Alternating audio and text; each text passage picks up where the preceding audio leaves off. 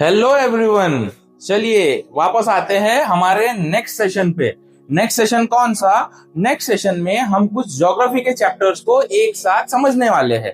अभी तक हम बहुत सारे चैप्टर्स समझ चुके हैं, हम बहुत सारे चैप्टर्स के इंपॉर्टेंट क्वेश्चन देख चुके हैं। अब देखते हैं कि हमारे ज्योग्राफी के जो दो चैप्टर्स है, दो चैप्टर्स कौन से? Water resources and agriculture. ये दो चैप्टर्स में से कौन से रहेंगे आप लोगों के लिए most prominent and most important questions? So let us move towards our first most important question. First question with respect to water resources. पहले के जो कुछ सवाल रहेंगे, पहले के सवाल आपके वाटर रिसोर्सेज इस चैप्टर से रहेंगे और आखिरी के कुछ सवाल जो रहेंगे वो रहेंगे आपके एग्रीकल्चर से। तो ये बस 10 में आपके 5 सवाल वाटर रिसोर्सेज के रहेंगे और 5 सवाल रहेंगे आपके एग्रीकल्चर के। तो first question from water resources, What are the ancient methods of rainwater harvesting? अब रेन वाटर हार्वेस्टिंग करने के लिए एंशियंट समय में किन मेथड्स का इस्तेमाल किया जाता था? अब यहाँ पे ध्यान में रखिएगा, दोनों वर्ड्स आपको नियरली सिमिलर साउंड हो सकते हैं, जैसे कि एंशियंट एंड ट्रेडिशनल। जैसे कि एंशियंट एंड ट्रेडिशनल, तो इन दोनों में बहुत ज्यादा फर्क है। वो फर्क क्या है मैं आप लोगों को क्वेश्चन आंसर्स के माध्यम से बताने की कोशिश करूंगा ही, बट आप लोगों को भी ध्यान में रखना है कि एंशियंट मतलब बहुत पुरानी मेथड जो इस्तेमाल की जा रही थी, और ट्रेडिशनल का मतलब ये है कि जो जनरली गांव में या फिर जो विलेजेस में लोगों के द्वारा यूज की जाती मेथड है उसको हम लोग ट्रेडिशनल मेथड्स कहते हैं। तो एंशियंट मेथड्स ऐसी कौन सी है जिसका इस्तेमाल किया जाता है?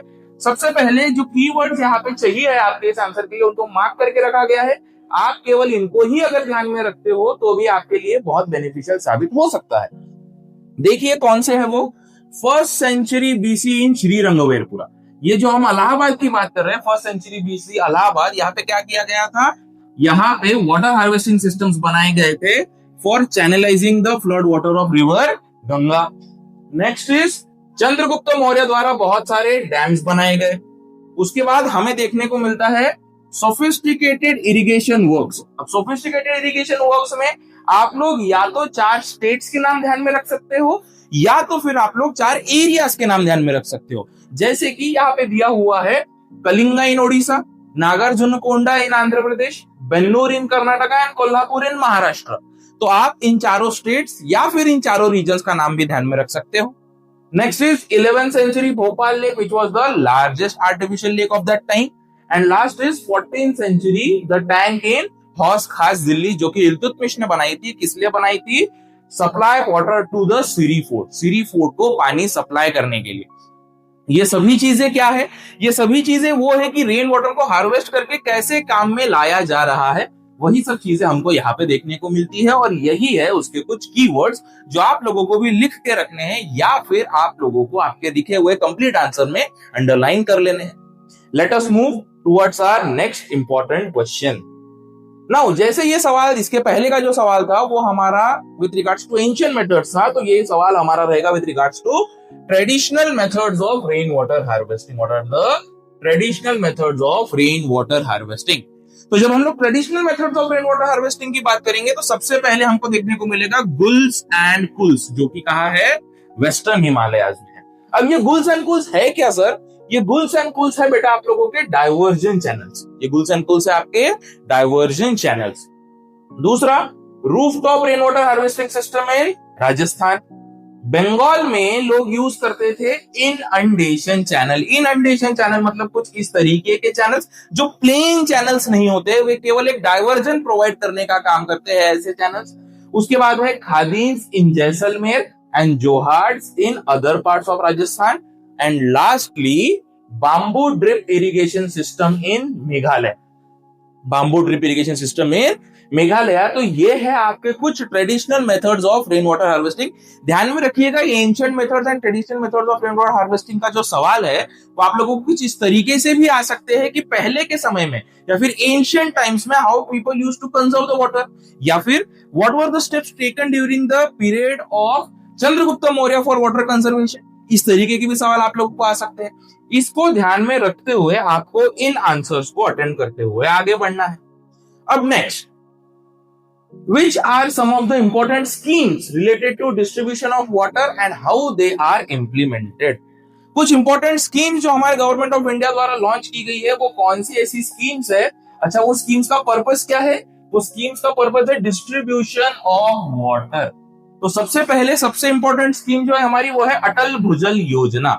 देखिएगा इसमें से कुछ स्कीम जो है कुछ कुछ टेक्स्ट बुक्स में, जैसे कुछ बच्चों के पास अगर उनके पास पुरानी टेक्स्ट बुक वो लोग रखते हैं तो उनके पास अटल भूजल योजना और प्रधानमंत्री कृषि सिंचाई योजना ये आपके बुक में नहीं है। ये आपको एक्सक्लूसिवली ये इंफॉर्मेशन केवल यहीं पे मिल रही है और इसके ऊपर से क्वेश्चन भी आपको केवल यहीं पे मिल रहा है। वेराज कुछ कुछ बुक्स में हमें जल जीवन मिशन भले ही देखने को मिल जाए मगर ये दो स्कीम्स देखने को नहीं मिलती। Now let us see the importance of this to schemes. की अटल भूजल योजना ने बेसिकली क्या किया था, 80 डिस्ट्रिक्ट जो थे 7 स्टेट्स में, 80 डिस्ट्रिक्ट्स इन 7 स्टेट्स ऐसे आइडेंटिफाई किए थे जहां पे पानी की बहुत ज्यादा कमी है और वहां पे क्या किया गया था, लोगों के बिहेवियर में चेंज लाना और इसी के साथ साथ कंजम्पशन टू कंजर्वेशन, लोगों के बिहेवियर में चेंज लाना और कंजम्पशन टू कंजर्वेशन, यहां तक हमें कैसे जाना चाहिए इसके ऊपर काम करने का जो काम है वो किसने किया था, अटल भूजल योजना ने किया था। किसने किया था, अटल भूजल योजना। दूसरा है आपका प्रधानमंत्री कृषि सिंचाई योजना। अब यहाँ पे प्रधानमंत्री कृषि सिंचाई योजना में एक छोटा सा मोटिव उनका वो था हर खेत को पानी, हर खेत को पानी, that means increasing the efficiency of water. पानी जितना प्रोवाइड किया जा रहा है क्या उतने की जरूरत है या फिर हमें उतना ही पानी प्रोवाइड किया जाना चाहिए, हमने खेत को उतना पानी देना चाहिए जितनी उसके बस जरूरत है, दैट मींस उससे हर खेत को पानी मिल सकेगा।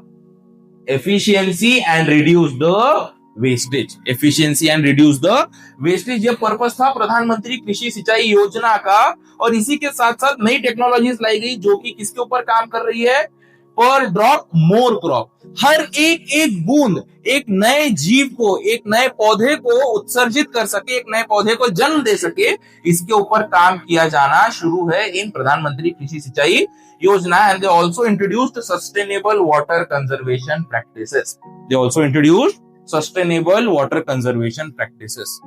These are the keywords which I am marking here. You need to mark this in your textbooks, and if you do not have those kind of things written in your textbook, you need to straight away write it in your notebooks.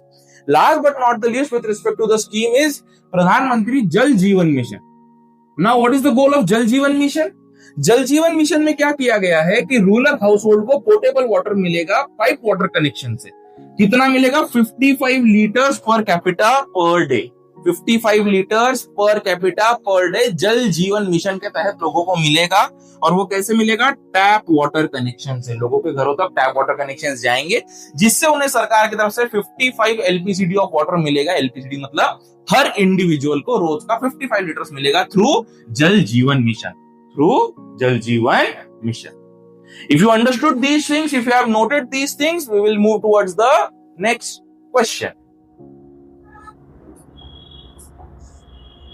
So the next question says, what are the advantages and disadvantages of multi-purpose river valley projects? Now considering this question to be a very simpler looking in the first instance, जब हम लोग इसको पहली बार देखते हैं तो ऐसा लगता है कि ये सवाल तो बहुत आसान है, मगर इसमें एक बहुत छोटी सी चीज जो लिखी हुई है जो आपको हर बार ध्यान देनी है वो ये है कि इसमें आपको पूछा गया है मल्टीपर्पज रिवर वैली प्रोजेक्ट्स। सो मल्टीपर्पज रिवर वैली प्रोजेक्ट्स का मतलब ही होता है आपके डैम, आपके डैम का मतलब ही होता है मल्टीपर्पज रिवर वैली प्रोजेक्ट्स। इसी के तहत अगर हमें एडवांटेजेस या डिसएडवांटेजेस बताने हैं मल्टीपर्पज रिवर वैली प्रोजेक्ट के, तो हम डैम के एडवांटेजेस और डैम की ही डिसएडवांटेजेस यहाँ पे बताएंगे। तो डैम के एडवांटेजेस क्या हो सकते हैं, हाइड्रो पावर जनरेशन के लिए, flood control, water reserve for large people, promotes tourism, economic development and drought management. These are some of the simpler things which you need to understand and which you need to keep in mind that these are the advantages of dam. Now when it comes to disadvantages of dam, community displacement, that means rehabilitation of people. The damage to environment, the flora and fauna gets damaged, जो भी उसके पीछे आने वाला flora fauna है वो सभी damage हो जाता है, वो सभी सबमर्ज हो जाता है। इसी के साथ साथ biodiversity loss and it causes sedimentation also. Excessive sedimentation की वजह से क्या होगा, डैम की जो इफेक्टिव डेप्थ है वो कम होना शुरू हो जाएगी, उसका स्टोरेज कैपेसिटी कम होना शुरू हो जाएगी। पानी की क्वालिटी खराब होना शुरू हो जाती है, क्योंकि हमें पता है कि बहता हुआ पानी जो है वो बेहतर होता है और रुका हुआ पानी जो होता है वो बेहतर नहीं होता। तो डैम में जो पानी हमें देखने को मिलता है वो रुका हुआ पानी होता है, वो स्टैग्नेंट वाटर होता है, जिसकी क्वालिटी भी खराब होती है और इकोनॉमिक कॉस्ट तो आप समझ के चलिए ही कि जब हमें छोटी छोटी चीजें करने में ही, हमें हमारा घर बनाने में ही करोड़ों रुपए लग जाते हैं, तो इतना बड़ा डैम बनाने में कितने पैसे लगते होंगे, जो कि टैक्स पेयर्स के मनी से बनते हुए जा रहा है, जिसमें ये सब डिसएडवांटेजेस भी है। तो एक इकोनॉमिक जो कॉस्ट वाला पॉइंट है, ये भी हमारा एक डिसएडवांटेज ही रहेगा with respect to our dam. अब ये थे कुछ इसमें के इंपॉर्टेंट क्वेश्चंस। और इसमें सबसे इंपॉर्टेंट सवाल जो हमारे पास बच जाता है वो ये है कि सर चैप्टर 3 वाटर रिसोर्सेज में से बहुत बार हमें ये भी पूछा गया है कि मैप के क्वेश्चंस जो है, मैप पे क्वेश्चंस कौन से रहेंगे और क्या हमें सर पूरा मैप इसमें लर्न करने की जरूरत है। तो आपको टेक्स्ट बुक में जो पूरा मैप दिया है वो पूरा मैप लर्न करने की जरूरत नहीं है। केवल 8 सिंपल लोकेशंस, केवल 8 सिंपल लोकेशंस आप लोगों को पूरे आपके मार्क्स पक्के करवा देंगे। ध्यान में रखिएगा, एक सवाल जरूर आएगा आप लोगों को मैप से रिलेटेड, जो कि वाटर रिसोर्सेस में से रहेगा। आपको डैम आइडेंटिफाई करने होंगे। सबसे पहले देखिएगा, आपको यहाँ पे 8 डैम की लिस्ट दी गई है। सबसे पहला रहेगा आप लोगों का सलाल डैम, जो कि कहाँ पे है, चेनाब नदी पे है, जम्मू कश्मीर में। मैंने एक बहुत छोटी सी चीज आपके लिए करके दी है, ये चाहे तो आप लोग भी अपने स्टिकी नोट्स में लिख के आपके टेक्स्ट बुक के इसी पेज पे जहां पे आपका मैप है वहां पे आप लोग चिपका सकते हो कि करना ये है कि मुझे डैम के नाम के साथ ही मुझे रिवर का नाम और इसी के साथ साथ मुझे स्टेट का नाम लिखते हुए चलना है। क्योंकि अगर मुझे बोर्ड्स की तरफ से ऐसा सवाल आ जाता है कि चंबल नदी के ऊपर कौन सा डैम है, तब मुझे पता रहना चाहिए कि चंबल नदी जो कि राजस्थान में बहती है उसके ऊपर राणा प्रताप सागर डैम है। मुझे यह पता रहना चाहिए कि महानदी जो है, जो कि उड़ीसा में बहती है, उसके ऊपर हीराकुद डैम है। इसीलिए एक छोटा सा प्रयास आपके लिए किया गया है कि आपको डैम के नाम के साथ साथ स्टेट और रिवर का भी नाम यहाँ पे दिया हुआ है और उसी की लोकेशन आप लोगों को इस मैप में देखने को मिलेगी। मैं रेड पेन की सहायता से आप लोगों को ये चीजें करवा के दे रहा हूं, जैसे कि समझ के चलिए। पहला है आप लोगों का सलाल प्रोजेक्ट, जो कि आप लोगों को यहाँ देखने को मिलेगा। दूसरा है आप लोगों का भाखड़ा नंगल डैम, जो आपको यहाँ देखने को मिलेगा। तीसरा है आपका तहरी डैम, जो कि जस्ट इसी के नीचे आपको देखने को मिलेगा। उसके बाद है आपका राणा प्रताप सागर डैम, जो आप लोगों को यहाँ देखने मिलेगा। उसके बाद है आपके पास सरदार सरोवर डैम, जो नर्मदा नदी पे देखने को मिलेगा गुजरात में। नेक्स्ट इज हीराकुद डैम, जो कि आपको महानदी रिवर पे देखने को मिलेगा उड़ीसा में। Next is Nagarjuna Sagar dam, जो कि आपको कृष्णा रिवर पे देखने को मिलेगा तेलंगाना में।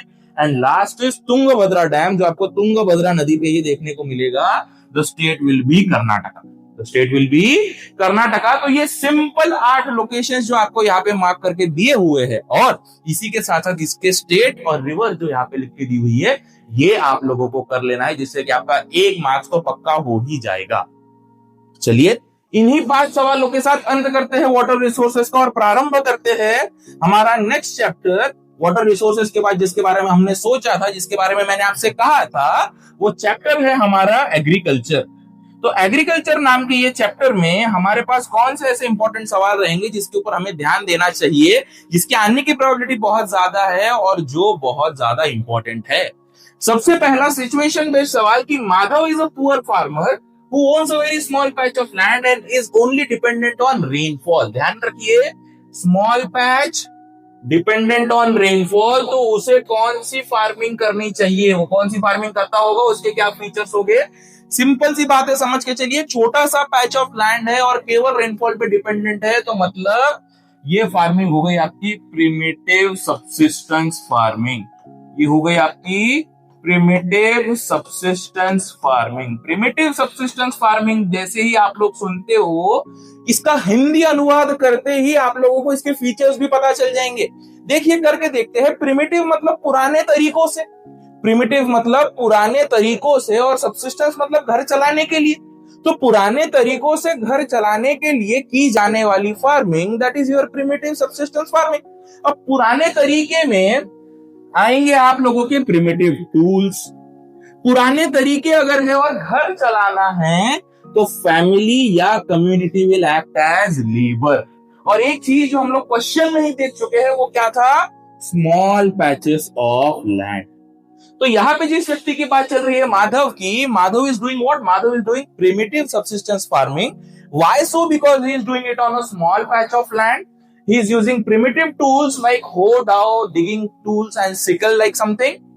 His family और community is involved in doing the labor. और ये जो इसका पूरा फार्मिंग है ये मॉनसून डिपेंडेंट है, monsoon dependent, and it depend on the natural fertility of the soil. Soil की नेचुरल फर्टिलिटी कितनी है और मॉनसून कितना साथ देगा, उससे माधव जो है वो आगे बढ़ सकेगा. इसी में एक और तरीका होता है slash and burn. Slash and burn या फिर शिफ्टिंग एग्रीकल्चर जिसे हम लोग कहते हैं, वो भी आपके प्रिमिटिव सब्सिस्टेंस का ही एक तरीका होता है. तो ये था सवाल आप लोगों का प्रिमिटिव सब्सिस्टेंस फार्मिंग का. इसी के साथ साथ प्रिमिटिव पढ़ते बराबर अगर आप लोगों को और एक चीज ध्यान में आ रही होगी कि प्रिमिटिव के साथ साथ एक और तरीका होता है जिसको हम लोग कहते हैं कमर्शियल फार्मिंग. तो उसी पे बेस्ड है आपका अगला सवाल कि Sahil is a farmer who wants to earn money through farming. अब देखिए, इसके पहले जो व्यक्ति थे उसे सस्टेन करना था, वेराज यहाँ पे जो व्यक्ति है दैट इज साहिल, साहिल को पैसे कमाने हैं फार्मिंग से, तो उसने क्या करना चाहिए और वो जो फार्मिंग रहेगी उसके फीचर्स क्या रहेंगे. अब सिंपल सी बात है, समझ के चलिए, अगर किसी व्यक्ति को फार्मिंग से पैसे कमाने हैं तो उसे करना पड़ेगा कमर्शियल फार्मिंग. उसे क्या करना पड़ेगा? Commercial farming. और कमर्शियल फार्मिंग के लिए एक इंडिविजुअल को क्या चाहिए होगा? कमर्शियल फार्मिंग के लिए चाहिए होगा high doses of modern inputs, जैसे कि high yield variety of seeds. इसी के साथ साथ chemical fertilisers, insecticides and pesticides. ये सब चीजें अगर वो किसी लैंड के ऊपर प्रोवाइड करेगा तभी जाके उसे ज्यादा यील्ड मिल पाएगी, तभी जाके वो क्या कर पाएगा, ज्यादा पैसे कमा सकेगा. बट एक बहुत सिंपल सी चीज हम लोगों ने बहुत सारे मूवीज में भी देखी है कि भाई पैसा कमाने के लिए भी पैसे की जरूरत होती है. दैट मीन्स आपके कमर्शियल फार्मिंग में लार्ज कैपिटल इन्फ्यूजन, पैसे की जरूरत बहुत ज्यादा लगेगी. क्यों? क्योंकि अगर हमें केमिकल फर्टिलाइजर्स, पेस्टिसाइड्स खरीदने हैं तो हमें पैसे की लागत जो है वो बहुत ज्यादा चाहिए होती है. Next is large amount of labour are required and a big portion of land. अगर बहुत ज्यादा जमीन होगी, बहुत सारे लोग काम कर सकेंगे, बहुत सारे पैसे मैं लगा सकूंगा, तभी जाके मैं बहुत ज्यादा मुनाफा, दैट मीन्स बहुत ज्यादा पैसे कमा सकूंगा, बहुत ज्यादा प्रॉफिट अर्न कर सकूंगा. ऐसा ही अगर साहिल को भी करना है तो उसे ये चीजें ध्यान में रखनी पड़ेगी कि बहुत ज्यादा मेहनत करने से ही बहुत अच्छे परिणाम देखने मिलेंगे. ये साहिल के लिए ही नहीं, तो आप सबके लिए भी लागू होता है कि बहुत ज्यादा मेहनत ही बहुत अच्छा परिणाम देगी. इसी के साथ बढ़ते हैं अगले सवाल की तरफ. अगला सवाल है, what are the technological reforms adopted by our country in the field of agriculture. Agriculture के फील्ड में टेक्नोलॉजिकल रिफॉर्म्स क्या किए गए हैं. तो क्या टेक्नोलॉजिकल रिफॉर्म्स किए गए हैं? सबसे पहली बात जो है, ये जो पर्शियन व्हील है, Persian wheel has now been replaced by the water plough, by the tiller and the harrow drawn by tractors. जो हम लोग ट्रैक्टर से, बुलक कार्ट से पानी लाने की कोशिश करते थे, उसको हमने पर्शियन व्हील से रिप्लेस कर दिया. ऑल वेदर रोड्स बना दिए. ऑल वेदर रोड इसीलिए बनाए ताकि फास्टर कम्युनिकेशन हो सके, एक जगह से दूसरी जगह तक चीजें जल्दी पहुंच सके और हमारे जो ग्रेन्स है वो खराब होने की प्रोबेबिलिटी कम हो जाए. फ्लडिंग ऑफ फील्ड जो है उसको रिप्लेस कर दिया गया ड्रिप इरिगेशन के साथ या फिर स्प्रिंकलर के साथ. फ्लडिंग ऑफ फील्ड कर देने से बहुत ज्यादा पानी हम लोग फील्ड पे बहा देते थे, जिससे कि सैलिनिटी ऑफ सॉइल बढ़ने के चांसेस होते थे. सैलिनिटी ऑफ सॉइल बढ़ने के चांसेस बढ़ जाते थे, इसीलिए सैलिनिटी ऑफ सॉइल होने के चांसेस बढ़ जाते थे, इसीलिए हम लोगों ने अभी ड्रिप इरिगेशन या स्प्रिंकलर का इस्तेमाल करना शुरू किया है. और इसी के साथ साथ chemical fertilisers, bio fertilisers, HYV seeds, ये सभी तरीके की चीजें, ये सभी चीजें जो कम जगह में भी हमें ज्यादा यील्ड प्रोड्यूस करके दे, इनका इस्तेमाल हम लोगों ने शुरू कर दिया है. ये नई टेक्नोलॉजी जो आई है, इसकी वजह से ये सब चीजें हो चुकी है. तो कौन सी वो नई टेक्नोलॉजी आई है, वो आपके यहाँ पे मार्क करके दिया हुआ है. आप इसे अपने आंसर्स में भी अंडरलाइन अगर करते हो तो बेहतर परिणाम आपको देखने को मिलेंगे. चलिए आगे बढ़ते हैं और नेक्स्ट सवाल देखते हैं कि टेक्नोलॉजिकल रिफॉर्म्स तो हो गया, क्या कोई और रिफॉर्म किया गया है? जी बिल्कुल, institutional reforms adopted by our country in the field of agriculture. ये कौन से रिफॉर्म्स है? इंस्टीट्यूशनल रिफॉर्म्स कौन से किए गए? मतलब सरकार की तरफ से लोगों के लिए क्या किया गया है? तो सबसे पहली बात, जमींदारी सिस्टम जो हमारे यहाँ पे हुआ करती थी उसे अबॉलिश किया गया है और स्मॉल लैंड होल्डिंग्स के ऊपर दारोमदार बढ़ाया गया है कि स्मॉल लैंड होल्डिंग्स होनी चाहिए, कंसोलिडेशन ऑफ लैंड जो है वो बड़े लैंडलॉर्ड्स के पास ज्यादा नहीं होना चाहिए। इसी के साथ साथ रेडियो और टेलीविजन का वाइड स्प्रेड यूज किया गया है, किसके लिए? स्पेशल वेदर बुलेटिन प्रोवाइड करने के लिए, कि जैसे समझ के चलिए बारिश आएगी नहीं आएगी, सूखा पड़ेगा, या फिर बारिश आने के वजह से जो लोग केवल बारिश के ऊपर डिपेंडेंट है वो भी अपने क्रॉप्स को सो कर सकते हैं। इसके लिए रेडियो और टेलीविजन का सहारा लिया गया है। इसी के साथ साथ अगर बहुत ज्यादा लोगों के क्रॉप जो है वो वेस्ट हो जाते थे, तो इसको ध्यान में रखते हुए गवर्नमेंट ने मिनिमम सपोर्ट प्राइस का प्रावधान शुरू किया है फॉर वेरियस क्रॉप। ध्यान में रखिएगा, हर क्रॉप के लिए नहीं, केवल 23 क्रॉप के ऊपर, 23 क्रॉप के ऊपर CSCP द्वारा क्या किया गया है? मिनिमम सपोर्ट प्राइस प्रोवाइड किया गया है। इसी के साथ साथ KCC and PAIS, that is किसान क्रेडिट कार्ड। आपने देखा होगा कि क्रेडिट कार्ड केवल अमीरों के लिए बना हुआ है, ऐसा कुछ भी नहीं है। किसानों के लिए भी क्रेडिट कार्ड की सुविधा शुरू की गई है। कब शुरू की गई थी, किसके द्वारा शुरू की गई थी, ये है आप लोगों का छोटा सा सवाल जो आपको कमेंट बॉक्स में बताना है। किसान credit card and personal accidental insurance scheme, अगर इंडिविजुअल को कुछ हो जाता है तो उसके लिए इंश्योरेंस स्कीम, और इसी के साथ साथ क्रॉप इंश्योरेंस स्कीम भी चालू की गई है, जिसको हम लोग कृषि बीमा योजना कहते हैं। ये कृषि बीमा योजना भी फार्मर्स के लिए शुरू की गई है। तो these are the institutional reforms. ध्यान में रखिएगा, इंस्टीट्यूशनल रिफॉर्म्स का मतलब सरकार के द्वारा हमारे किसान भाइयों के लिए, बहनों के लिए क्या किया गया है, वो है आपके institutional reforms. Next and the last question for this bus thus section is that the agriculture has been the backbone of Indian economy. Explain the statement by giving reasons. Agriculture को हम लोग इंडियन इकोनॉमी का backbone क्यों मानते हैं? हम लोग भले ही कितने ही आगे क्यों नहीं बढ़ गए हो, हम चांद तक पहुंच गए हो, हम मंगल तक पहुंच गए हो, मगर फिर भी अभी भी हमारा जो बैकबोन है वो एग्रीकल्चर ही क्यों है? क्योंकि अभी भी 2/3 पॉपुलेशन जो है वो एग्रीकल्चर में ही इन्वॉल्व है। इसी के साथ साथ ये प्राइमरी एक्टिविटी है जो कि बहुत सारे लोगों के लिए फूड प्रोड्यूस करती है, जो हम लोग कंज्यूम करते हैं। कंपनीज को रॉ मटेरियल प्रोवाइड करने का काम भी एग्रीकल्चर के थ्रू ही होता है। और इसी के साथ साथ कुछ चीजें जैसे कि टी, कॉफी, स्पाइसेस, ये जो चीजें जो फॉरेन में एक्सपोर्ट होगी, जिसी के लिए फॉरेनर लोग हमारे यहाँ पे भी आए थे, और अभी भी हम लोग जिन चीजों को एक्सपोर्ट करते हैं वो सब चीजें हमको फॉरेन एक्सचेंज दिलवा के देगी, वो भी एग्रीकल्चर में ही होता है। और इसी के साथ साथ एम्प्लॉयमेंट प्रोवाइड करने का शेयर जो है, एम्प्लॉयमेंट प्रोवाइड करने का शेयर भी एग्रीकल्चर सेक्टर में ही अभी तक का सबसे ज्यादा देखने को मिला है। तो भले ही हम लोग कितने आगे क्यों ना चले गए हो, मगर छोटी सी चीज ध्यान पे रखिएगा कि 2/3 population is engaged in agriculture.